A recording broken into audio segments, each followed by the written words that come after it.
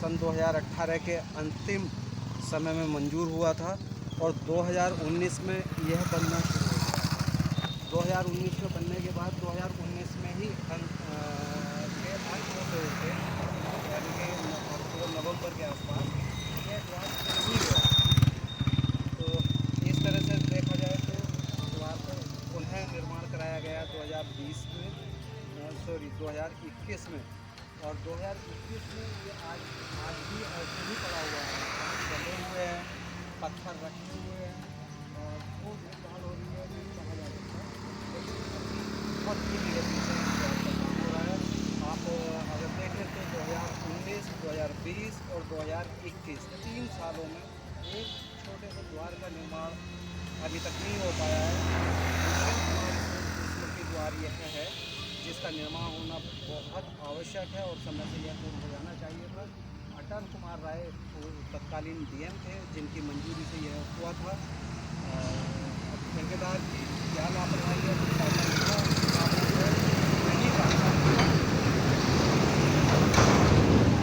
इस द्वार के बाद हम चल रहे हैं सीधे दुष्यंत कुमार के गांव।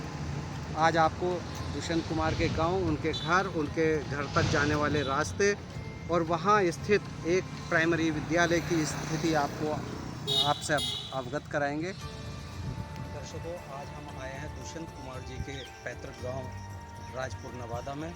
राजपुर नवादा यूपी के जनपद बिजनौर स्थित तहसील नजीबाबाद क्षेत्र में आता है। और आप जैसे कि मेरे पीछे देख रहे हैं, यह एक कन्या पाठशाला है, प्राचीन है, काफ़ी पुरानी है। इसी के दूसरी तरफ एक और विद्यालय है जिसमें दुष्यंत जी भी पढ़े हैं और मेरे साथ गांव के प्रधान जी हैं, आप देख रहे हैं अजय प्रधान जी, और दुष्यंत जी के परिवार से अतुल त्यागी जी भी हमारे साथ आज हैं। हमारा सौभाग्य है कि गांव के बारे में आज बात करेंगे, दुष्यंत जी के बारे में बात करेंगे, उनके आवास को पर भी हम लेके चलेंगे, लेकिन पहले विद्यालय से उनके आवास तक पहुंचने वाले रास्ता हम दिखाते हैं आपको। बेहाल है, अभी प्रधान जी नए नए बने हैं और आपका कहना है कि जैसे ही बजट आएगा तो कुछ प्रयास किया जाएगा, लेकिन आप सब जानते हैं कि गांव में विकास के लिए जो बजट आता है तो राजपुर नवादा को देखने से लग रहा है कि उस बजट में संभवतः विकास पूरा ना हो पाए। तो ऐसे में सरकार को चाहिए कि वो कुछ करे, इसलिए नहीं करे कि वो एक गांव सामान्य गांव है, बल्कि इसलिए करे कि यह एक विशेष गांव है। विशेष गांव इस सेंस में कि यहाँ कवि दुष्यंत पैदा हुए हैं और भी तमाम अधिकारी हुए हैं, तमाम साहित्यकार हुए हैं, लेकिन दुष्यंत जी के लिए यह गांव जाना जाता है। तो प्रधान जी आपसे बात करेंगे। यह रास्ते में अभी हम देख रहे थे काफ़ी मिट्टी और आपने कराया है, अब तो काफ़ी हो रहा है, लेकिन लगभग कितने बजट की ज़रूरत यहाँ हो सकती है दुष्यंत जी के घर और सड़क तक पहुँचने के लिए? कम से कम 10 से 12 लाख रुपए तक। अच्छा, पहले आप अपना नाम बताइए। जी, मेरा नाम मोहम्मद वसीम, ग्राम प्रधान। मोहम्मद वसीम साहब आप हैं और अभी आप नए नए प्रधान बने हैं, आप काफ़ी उत्साहित है।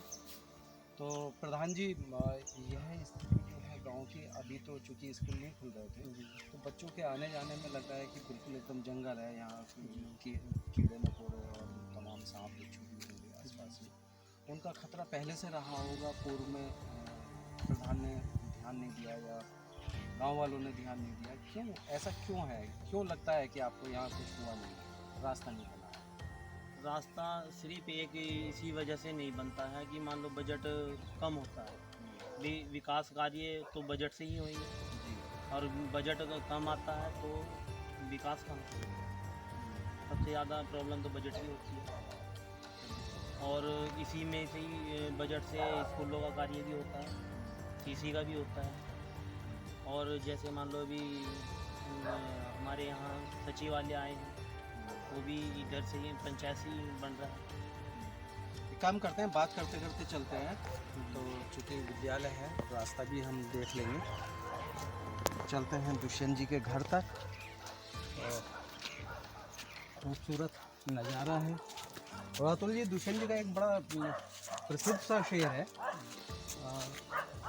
जो आम रूप से शायरी करते हैं उनको नहीं मालूम, लेकिन वो शेर एक यूनिक शेर है। शेर है, नज़र नवाज नज़ारा बदल ना जाए कहीं, बात इतनी सी है मुँह से निकल ना जाए कहीं। तो वही हम कहना चाहेंगे कि देखिए, इधर इधर का रास्ता दिखाइए कि यह भी एक रास्ता है जो अस्तित्वहीन हो चुका है। यह रास्ता आप देख रहे हैं, बिल्कुल दीवार के सहारे से एकदम एक तरफ तालाब है और एक बटिया के रूप में रह गया है। ये एक लंबे अरसे से ऐसा ही है और अब लग रहा है कि अस्तित्वहीन हो गया है यह रास्ता। इस रास्ते के बनने की बेहद ज़रूरत है। और सामने से जैसे कि आप लंबाई में देख रहे हैं, बहुत ऊबड़ खाबड़ और जल भराव हो जाता है। अभी लग रहा है कि ताज़ा ताज़ा मलबा यहाँ डलवाया गया है, मिट्टी डलवाई गई है, तो आने जाने लायक हुआ है। तो ठीक है, ये रास्ता हम देख चुके हैं। अब चलते हैं हम दुष्यंत जी के आवास पर।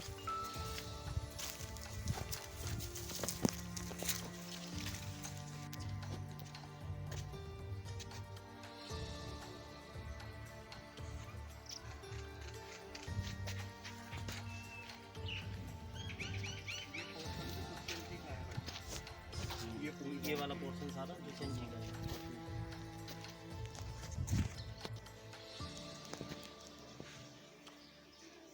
हम पहुंच गए हैं दुष्यंत जी के आवास पर।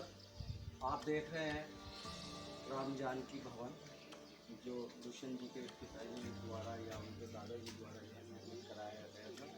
अतुल जी, ये लगभग कितना पुराना होगा? लगभग 70-80 साल पुराना तो ये होगा, ज़्यादा ही होगा। ज़्यादा ही है। बहुत पुराना दिखाई दे रहा है। तो लगभग फादर साहब थे, वो भी बताते थे यहाँ के यहाँ के इतिहास का ज़्यादा हम ही लोग बात कर रहे थे, तो इतिहास तो 1400 के आसपास हाँ, तो यहाँ पर मिलता है। अच्छा, यहाँ जो मेन जो घर था ना, सबसे पुराना घर, तो वो अंदर वाला, दर्शकों जो कि जैसा कि देख 400 रहे हैं कि जैसे कि पीछे लखोरी ईंटों वाला जो घर दिखाई दे रहा है, एक वो दरवाजा दिखाई 400 दे साल रहा है, पुराना है। यह लगभग आप अतुल जी हैं बता रहे हैं लगभग 400 साल पुराना यह घर है। जबकि इस गांव का, यह जो गांव आबाद हुआ है, ये लगभग 1400 या 1500 ईस्वी में आबाद हुआ है। बहुत बेहद पुराना यह गांव है। नजीबाबाद नहीं बसा था, नजीबाबाद 1754 में बसा था और यह गांव 1400 या 1500 ईस्वी में बस चुका था। इससे पहले यहाँ पास में एक स्थित गांव है सिकरोडा, वो इससे पहला है। ये सिकरोडा के बाद ये बसा है। जैसे कि आप देख रहे हैं, प्रधान जी और अतुल जी हमारे बता रहे हैं, जानकारी दे रहे हैं, दुष्यंत जी यहीं रहे, यहीं पढ़े और हायर एजुकेशन के लिए वो दूसरे शहरों में गए। तो दुष्यंत जी का आवाज़ देख करके दर्द होता है, पीड़ा होती है। यह खंडर बोलते हुए नज़र आते हैं, लेकिन ऐसा लगता है कि जैसे अपनी खूबसूरती पर रो रहे हैं। दोस्तों, पीड़ा हो रही है जान करके दुष्यंत जी के आवास की स्थिति देख करके। जब पूरा देश दुष्यंत जी को याद कर रहा है, उनकी शायरी को याद कर रहा है, उनके साहित्य को याद कर रहा है, ऐसे में हम उनके आवास पर उनकी जर्जर होती ईंटों को देख रहे हैं। अब वर्तमान में कोई यहाँ कैसे रह सकता है, कैसे सांसें ले सकता है, समझ नहीं आता। उनके परिवार के लोग प्रयासरत हैं कि यहाँ कुछ हो जाए, लेकिन प्रशासन को भी चाहिए, सरकार को भी कुछ करना चाहिए।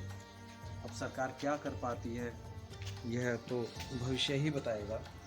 मैं एक बात बता देना चाहता हूँ।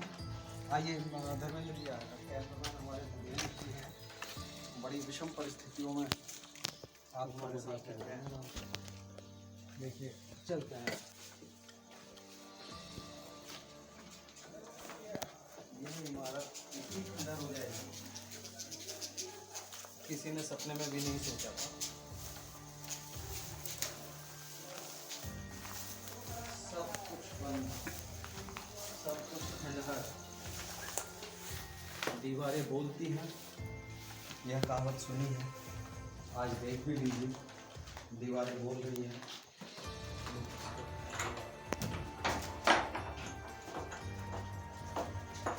जर्जर हो चुकी है सब चीज़ें।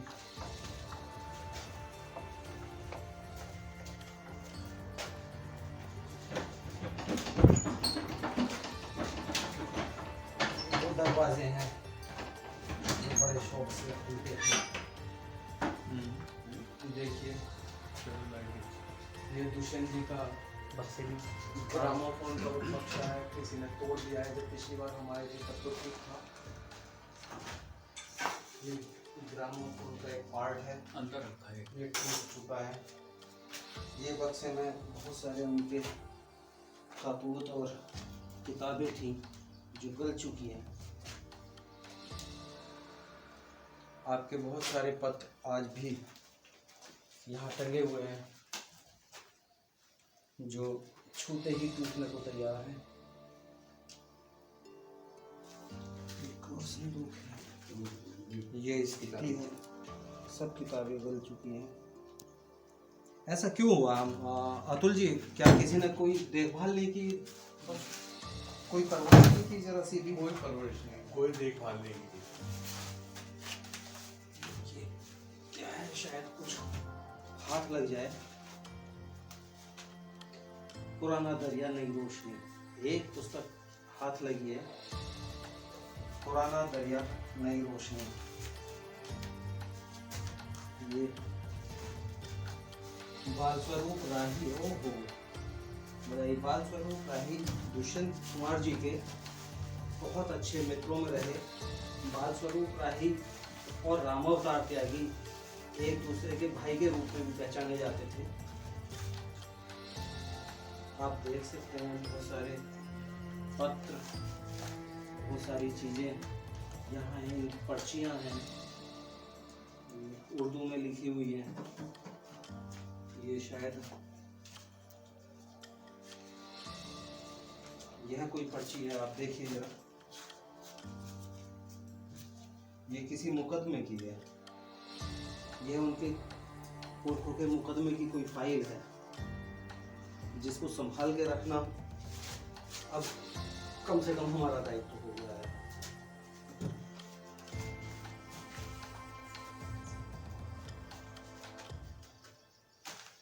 बहुत बुरी स्थिति है।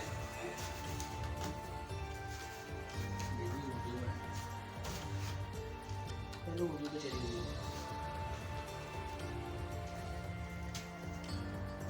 क्या क्या ढूंढेंगे, क्या क्या याद करेंगे?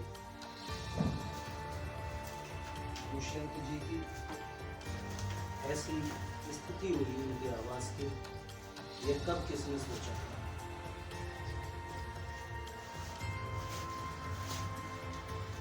दुनिया में भारतीय साहित्य और गजल का नाम रोशन करने वाले दुष्यंत आज किसी परिचय के मोहताज नहीं है, लेकिन जहां से वो अस्तित्व में आए, देखिए श्री कृष्ण जी की एक तस्वीर उनके आवाज से मिली है, अति प्राचीन है। रख देते हैं यहीं पर, कोई दूसरा आएगा तो वह भी देखेगा। कुछ भी तो नहीं बचा है। यह पीड़ा है। क्या दुष्यंत के इस आवाज को, इस थाती को बचाने के लिए उनके बच्चों का ही होना आवश्यक है? यह एक सवाल खड़ा हो जाता है। अगर उनके बच्चे इस लायक नहीं होते कि वह कुछ कर पाते, क्या तब उनका कोई स्मारक नहीं बनना चाहिए था? क्या उनके नाम पर कोई म्यूजियम नहीं बनना चाहिए था? क्या उनकी धरोहर को सुरक्षित रखने के लिए सरकार का कोई प्रयास नहीं होना चाहिए था? फिर हमारा सांस्कृतिक मंत्रालय और दूसरी जो चीजें हैं, दूसरे जो नैतिकताएं हैं, वो क्या कर रही हैं? हाँ, मैं भी मानता हूँ कि दुष्यंत जी के बच्चों को कुछ करना चाहिए था, लेकिन मेरी बात जब आलोक जी से होती है, उनके दुष्यंत जी के बड़े बेटे से, तो उनका कहना यही है कि अमन जी, अगर हम यहाँ कोई पैसा लगा दें और करें, हम लोग बाहर रहते हैं, तब इसकी देखभाल कौन करेगा? फिर खंडर हो जाएगा, हम क्या करें? तो वह भी परेशान है, वह भी व्यथित है। इसके बावजूद फिर भी मैं एक बार उन लोगों से भी कहना चाहूँगा कि वह अपने प्रयास से कुछ करें, दुष्यंत जी के बचे हुए जो स्कूल टाइम में स्मृतियों को 20 बजे थी। संजो के रखें। ये तो तराजू का पड़ला है, तराजू है। और भी क्या क्या देखें, किस चीज़ को देखें हम। आप आए हैं दुष्यंत जी के परिवार से। नमस्कार जी, आपका नाम? जितेंद्र कुमार त्यागी। जितेंद्र कुमार त्यागी जी हैं आप, और चाचा जी लगते थे दुष्यंत कुमार। दुष्यंत जी के भतीजे आप हैं। दुष्यंत जी आपके चाचा लगते थे।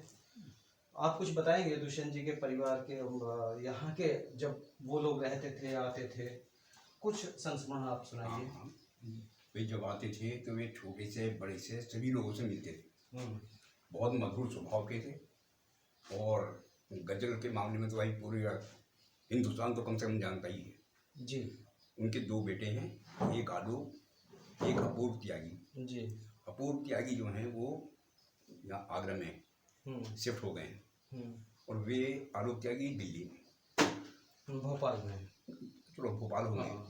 हाँ, उनकी माता जी का अभी निधन हुआ है। जी जी जी, 29 तारीख को। 29 तारीख को। जी। और यूट्यूब पे देखा था मैंने। और उनके जो चाचा थे, सगे चाचा, उनके भी 2 बेटे थे। जी एक का क्या नाम था, लड्डू लड्डू कहते थे, नाम तो कुछ और जी था। जी जी जी जी और दूसरे बच्चे से मैं परिचित नहीं था। जी जी और उनके चाचा जो हैं वो प्रोफेसर थे भोपाल। जी। और महेंद्र जी? नहीं, उनका नाम था, अच्छा, वो महेंद्र जी तो भाई थे उनके। ना प्रेम नारायण। प्रेम नारायण। प्रेम नारायण त्यागी। हाँ, वो उनके चाचा लगते हैं, यानी भाई लगते हैं दुष्यंत कुमार। जी भाई ये उनका ऑप्शन ठीक है। जी और बाकी हम लोग तो हैं ही देहात में। जी जी जी जी। तो हम बात कर रहे थे जितेंद्र जी से, जो दुष्यंत जी के भतीजे होते हैं रिश्ते में। और यहाँ कभी कोई सरकारी आदमी या नहीं, कोई आते तो हैं पर या किसी ने कुछ नहीं। बस ये वो डीएम साहब आए थे। कौन से डीएम साहब? ये तीसरे नंबर के जिसके क्या नाम था उनका? अटल राय जी। अटल राय। हाँ हाँ हाँ हाँ। हाँ, अटल कुमार राय जी आए थे, और उन्होंने स्मारक जो है स्वीकृत कराया, जी जो यहाँ सेमिनरी के सामने बन रहा है। जी जी जी। तो वार्ड में उनके प्रयास से बना। अभी वैसे उनके नाम से एक पुलिस चौकी भी आई पर हाँ, हुई अभी है एक राजपुर मुश्किल नवादा से- में। राजपुर नवादा में एक पुलिस चौकी स्थापित की गई है, जो दुष्यंत कुमार चौकी के नाम से स्थापित है। और मंडावली की साइड से जब हम गांव की तरफ आते हैं, यह रास्ता है बिजनौर मंडावली मार्ग, जो मंडावली के बाद हरिद्वार चला जाता है। उस रास्ते से गांव की ओर आने के लिए एक द्वार बना हुआ है, और जिस रास्ते पर यह गांव स्थित है, उस रास्ते को कहते हैं मंडावली मोजमपुर नारायण मार्ग। मोजमपुर नारायण रेलवे स्टेशन है, जो जम्मू तवी, कलकत्ता जम्मू तवी मार्ग पर पड़ता है। यह बड़ी रेलवे लाइन है और बड़ा रेलवे स्टेशन, जंक्शन है बल्कि कहिएगा। तो एक बहुत अच्छी सी जगह पे यह गांव स्थित है। गांव के लोग बहुत अच्छे हैं, ऐसा नहीं है। खंडर होने की कहानी हम जानते ही हैं। बहुत सारी लापरवाहियाँ और बहुत सारी अनदेखियाँ हैं जो नहीं संभाल के रख पाए। यह पीड़ा गांव वालों को भी है, उनके परिवार को भी है, और प्रशासन को चाहिए अब कि प्रशासन कुछ करे।